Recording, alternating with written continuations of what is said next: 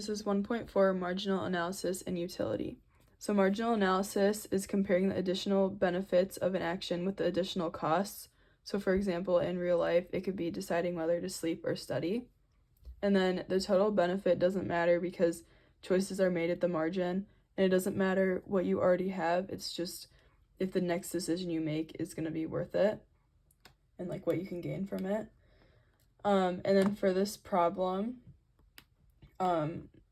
I did the marginal utility and then the marginal utility per dollar. So the marginal utility is the difference in between the total utility for each shirt you buy. And then the marginal utility per dollar is this divided by, for shirts, it'd be $10. So you divide it by 10. And then just the same thing for shorts. So then if you had $100, the best combination would be buying 4 shorts and 2 shirts, because you would start with shorts, which has 8, so you'd start there. So that's better than 6. So then you just go down, so you buy 8, and then 7 is still more, and then 6. So you bought 3 shorts, and then now you're going to shirts because these are equal. So you buy a shirt, and then you'd keep going down, buy another shirt, buy another pair of shorts. And then for $100, it would just equal 100. So this would be $20 plus $80, which is 100. So it'd be 4 shorts and 2 shirts.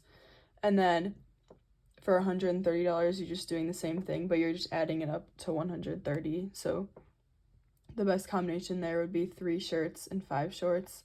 So you're just adding on a shirt and a pair of shorts, and that's gonna equal 130. And then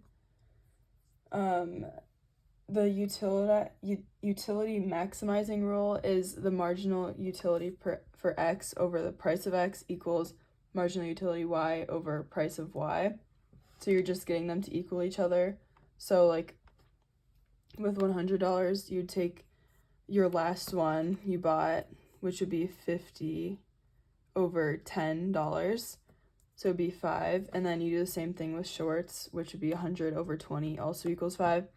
And then same with $130, you'd take 40 over 10 for shirts, and then 80 over 20 for 5, or 80 over 20 for shorts, which would both equal 4. So you just want to get them equal. And then if I was helping a customer what to choose, I would just tell them to go for, so once you have the marginal utility per dollar, you go for the one that has the most first. So this would be 8 first, so you'd buy that one first, and then you keep going down. 7 is better than 6, so you'd buy another one. Then you'd buy another one, so it'd be 6.